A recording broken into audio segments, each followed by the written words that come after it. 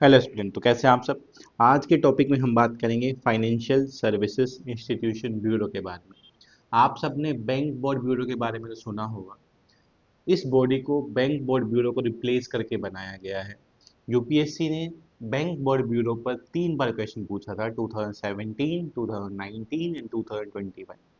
After that 1 जुलाई 2022 से financial service institution bureau को बना दिया गया। तो आपके प्रीलिम्स एग्जामिनेशन के लिए financial service institution bureau important हो जाता है।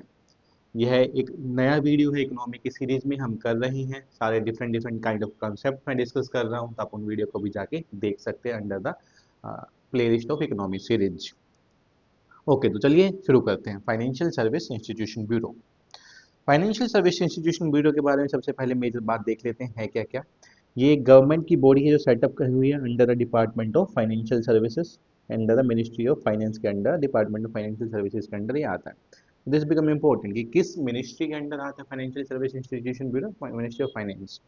इसका प्राइमरी रोल है to identify the man power, capability, proper selection of talent for senior position at financial institution owned by the government। तो आपको यहाँ पे क्लैरिटी लेना होगा, it's not just only for the banking system, it's for the complete financial institution to identify the man power, capability, selection of talent for senior position and the financial institution specifically owned by the government of India।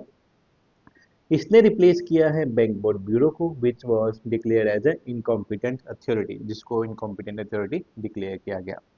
Structure के बारे में बात करते हैं about the bank board bureau. FSIB जो head किया जाता है, इसका चेयरमैन होता है, जो सेंट्रल गवर्नमेंट नॉमिनेट करती है। The chairman is the nominated by the central government. Board comprise करता है secretary of the DFS, the chairman of the IRDAI and the deputy governor of the RBI. ये 3 bodies हैं specifically. Secretary department of financial services, chairman of IRDAI and the Deputy Governor of the RBI. So these 3 persons are the part of the board. Financial Services, IRDAI, and the Deputy Governor of the RBI are the members here. Additionally, there are some 3 part-time members also. These part-time members are experts in banking and 3 from the insurance sector. So total 6 part-time members होते हैं, 3 from the banking sector and 3 are from the insurance sector. There are 3 are from the insurance sector. These are the part-time members in the Financial Service Institution Bureau. In the case of the function, let's see the major function of the FSIB। ये आपके लिए important हो जाता है क्योंकि specifically function related question पूछे जाते हैं in the FSIB। It recommend person for appointment for whole-time directors, non-executive chairperson on the board of directors in the public sector banks, financial institutions and the public sector insurance. तो यहाँ पे 3 category specifically mention है। It's working as a whole time directors, non executive chairman के लिए under the public sector banks PSBs, financial institutions and the public sector institutions के specifically whole time directors and the non executive chairman को ये body appoint करती है। तो this become very important for your prelims examination. यह specifically जो body है advise करती है गवर्नमेंट को on related to the appointments, transfer और एक्सटेंशन, अपॉइंटमेंट के साथ transfer and the extension of the term of office और termination of the particular directors के बारे में। यह स्पेसिफिकली गाइडलाइंस भी इशू करती है to selecting the general manager, director of public sector general insurance company. एक डिजाइन किया गया है, एक गाइडलाइंस डिजाइन हुई हैं for appointments of directors, general managers of the public sector banks and the insurance institutions. Final decision on the FSBI would be taken by the appointment committee of the cabinet। तो ये आपके लिए important हो जाता है।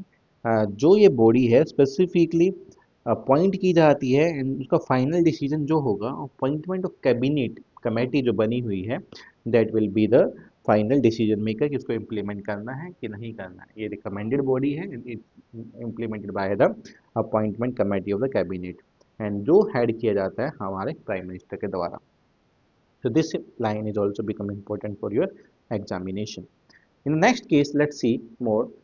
It's advise the government on desired management, structure at board level, public sector banking system, financial institution, and the PSI insurance companies. Advise government on suitable performance of appraisal system के बारे में बताता है of the whole time directors, non executive chairmen of public sector banks, financial institution, and the public sector insurers. To build a data bank containing data related to the performance of the public sector banks, financial institution, and the public sector insurers. Advise the government of formulation and enforcement of a code of conduct के बारे में particular बताता है. तो चार चीजें आप याद रखेंगे. The one about the desired management structure. Second about the whole time directors, non executive chairmen का appraisal के बारे में. Typically focus on the performance of the banking system, performance basis, and the formulation of the code of conduct and their implementation. Formulation and implementation, it's work on that. तो ये भी आपके लिए important हो जाता है क्या क्या major functions हैं.